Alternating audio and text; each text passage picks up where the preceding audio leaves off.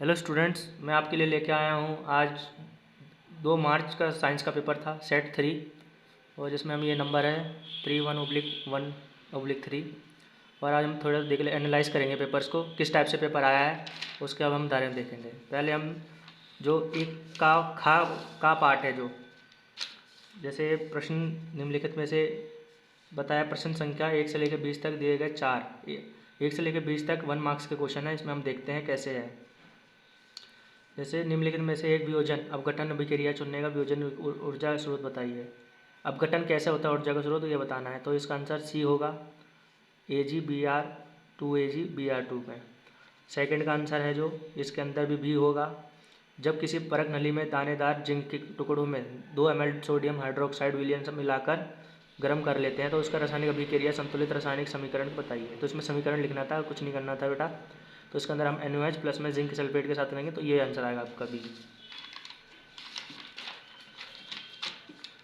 तीसरा जो क्वेश्चन है आपका MnO2 प्लस में H3। इसमें अभी आपको बताना उपरोक्त अभिक्रिया में रेडॉक्स रिएक्शन कौन सा है। मैंने आपको पढ़ाया था रेडॉक्स अभिक्रिया क्या होती है, जिसके अंदर है जो adding of oxygen and hydrogen of loss of hydrogen. तो इसके अंदर आपको ये बताना है MnO2 का है जो अपचयित होगा और HCl का है जो उपचयित होगा। फोर्थ का क्वेश्चन है नीचे गए दिए गए यौगिक पर विचार कीजिए। इनमें से कोई यौगिक क्रिस्टल रूप में एक अणुओं के क्रिस्टल जड़ों के रूप में अधिकतम संख्या जिनकी होती है वो होता है सोडियम कार्बोनेट। तो आपका आंसर इसमें डी होगा। पाँचवें का आंसर आपका है सी, जिसके अंदर आपको बताना था रासायनिक सिग्नल है जो कैसे प्रभावित होता है तंत्रिका द्वारा। तो तंत्रिका संधि होती है जिसके जो करती है कारण। छठा क्वेश्चन है जो छठे क्वेश्चन में कष्ट ताप बताना था, जो आई पाए कष्ट ताप पर द्रव अवस्था में पाई जाने वाली एक धातु है और क्रमश बताना है हमें। परगनली और ब्रोमीन, ये क्वेश्चन आया हुआ है आपके थर्ड चैप्टर से है जो। अब है सेवन्थ क्वेश्चन, हम देखेंगे सातवां प्रश्न। किसी बिंब को किसी उत्तल लेंस के सामने दूरी पर रखा जाना चाहिए तो पर्दे के बिंब साइज बताइए। प्रतिबिंब का साइज कैसा बनेगा, लेंस फोकस की दूरी दुगनी हो जाएगी उस पर। इसका आंसर आपका सी हो जाएगा सातवें का। आठवां प्रश्न है कार्बनिक यौगिक, यौगिक वाले चैप्टर से आया कार्बनिक तथा यौगिक वाले में से। थर्ड क्वेश्चन का इसका आंसर होगा थर्ड, जिसमें आपको यौगिक को बताना था के अणुओं के बीच प्रबल और आकर्षण बल होता है, ये इसकी विशेषता थी। जिसके अंदर है जो तीसरा आंसर होगा इसमें सेकंड और फोर्थ इसका आंसर होगा, जिसके अंदर ये और ये दो इसकी विशेषता है, बाकी इसकी नहीं है। इसमें हमें इस पर टिक लगाना था सी पे। एल्यूमिनियम और जिंक ऑक्साइड को क्या कहते हैं, तो इसमें उभयधर्मी होती है, दोनों रिएक्ट करने के बाद। गुण सूत्र बताना था, इनके गुणों के अनुसार क्या आंसर है। तो पहला दूसरा और चौथा ये आपका आंसर होगा, लेकिन इसमें सी जो इसको तीनों मेल खाती है, इसका आंसर ये है। 11वां प्रश्न है जो आपको नीचे दिए गए कथनों पर विचार करना है। युग्म और संकलन द्वारा युग्म बनता है, इसमें बताना है। तो सही कथन हमारा है जो सेकंड और फोर्थ हो जाएगा। इसका आंसर जो है दोनों मिला है, क्योंकि किसी शिशु का लिंग इससे निर्धारित होता है कि उसमें पिता का क्या वंशानुगत होगा। ऐसा मैंने बताया था आपको कि मादा पे निर्भर नहीं करता है, वो डिपेंड करता है कि पुरुष का उसका शुंग किससे जो हो रहा है मिल रहा है। और किसी शंकु का लिंग निर्धारण निर्जन समय युग्मक और मादा युग्म के द्वारा ही होता है। इसका आपका आंसर बेटा 11वें का बी हो जाएगा। 12वें का आपका सी हो जाएगा। निम्नलिखित में कौन सा मादा जनन तंत्र में भाग नहीं है, तो इसके अंदर ये है बेटा। आप 13वां क्वेश्चन में नीचे दिए गए किसी जीव की अलैंगिक जनन विधि का बहुखंडन बताना था आपको, जो है वो है प्लेजोनिडियम का था। इसका भी आंसर आपका डी हो जाएगा। जरा दूरदर्शी संशोधन के उपयोग करने वाली द्विवेशी लेंसों के बारे में बताना है। हमारे दूरदेशी संशोधन के लिए उपयोग की जाने वाली दुफेंसी लेंस के बारे में बताना था। तो ऊपरी भाग का अपलर लेंस निकृष्ट देने वाले है, इसका आंसर आपका सी हो जाएगा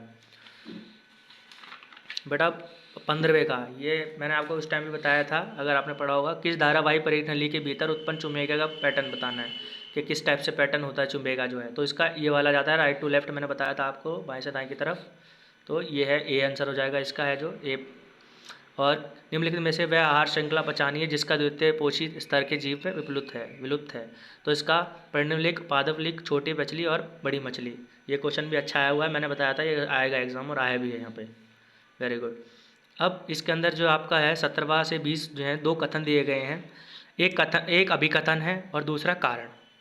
इन प्रश्नों के नीचे दिए गए code A B C D में से चुन के बताना है। जैसे में बताया गया अभिकथन ए, और कारण आर दोनों ही सही हैं। कारण आर अभिकथन इसमें से यानी कि दो आपको कथन दिए जाएंगे, जैसे ए और आर दे रखा है। कई बार एक गलत होता है, दूसरा सही होता है, दोनों सही होते हैं, कई बार दोनों ही गलत होते हैं। तो आपको इसमें से बताना है, तो इसको फॉलो करते हुए हमें ये आंसर देना था। तो अभी देख लेते हैं अभिकथन क्या है। इंद्रधनुष में सूर्य का प्रकाश प्रकृति से स्पेक्ट्रम बनाता है।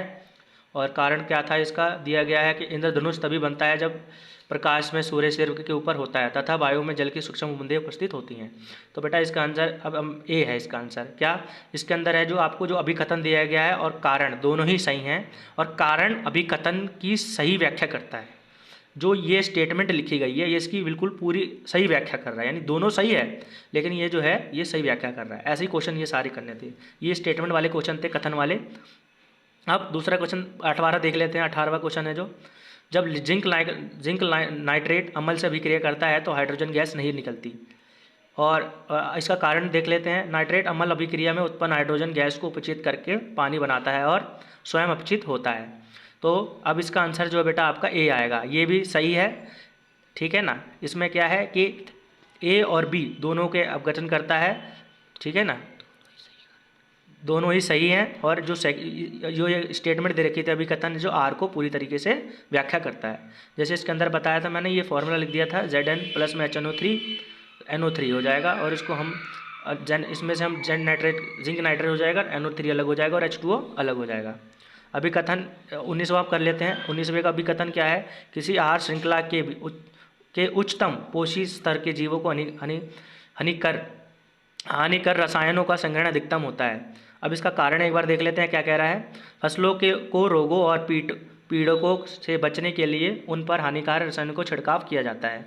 एटा वजह इसका आंसर बी होगा। इसके अंदर क्या, अभिकथन ए और कारण दोनों सही हैं, किंतु कारण अभिकथन की सही व्याख्या नहीं करता है।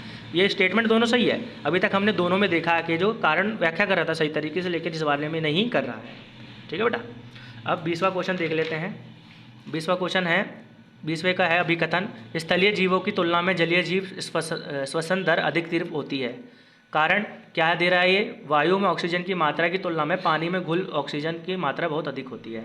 तो बेटा इसका आंसर सी होगा। यानी कि अगर आपने देखा होगा ऑप्शन दे रखे थे, सी में क्या था, अभिकथन सही है और परंतु कारण क्या है इसमें गलत। ये स्टेटमेंट सही है अभिकथन, लेकिन ये बिल्कुल है जो ये गलत दे रखा है आपको। और ये देखिए आप देख रहे होंगे जो खंड खा है, ये क्वेश्चन वही आ रखे हैं। कंट्रोल एंड कोऑर्डिनेशन जो हो गया, मस्तिष्क वाला है जो तंत्र। और ये वैसे पेपर सही आया बेटा, इजी। मुझे उम्मीद है कि सब अच्छा करा होगा और अच्छे स्कोर हासिल करा होगा। यही पादप हरियन वाला है इसमें से, और गैस, और ये प्रकाश वाला चैप्टर है। और आप देख रहे होंगे कि 31वें क्वेश्चन भी ऐसे ही आ रहे हैं, अपघटन वगैरह यहाँ से लिया गया है। और है जो ये कार्बनिक यौगिक समझिए से, ये पूरा कंट्रोल एंड कार्बन और अकार्बनिक से आया हुआ है पूरा पेपर। और ये उसमें से लिया गया है गर्भ ग्रहण वाले में से। इजी है, और आपको स्टेटमेंट वाला क्वेश्चन भी डायरेक्ट दे दिए हैं इन्होंने, इसके अंदर आंसर भी थे। तो ये है पेपर बेटा, बहुत इजी आया है। मुझे उम्मीद है कि अच्छा गया होगा आपका पेपर सभी का और अच्छे नंबर आए होंगे। अधिक जानकारी के लिए आने वाली वीडियोस को आप देख सकते हैं। और ये हिंदी माध्यम के विद्यार्थियों के लिए था, और इंग्लिश माध्यम के विद्यार्थियों के लिए भी अपलोड की जाएगी वीडियो, तो आप ज़रूर देखें। और लाइक शेयर और सब्सक्राइब बेल आइकन दबाना ना भूलें।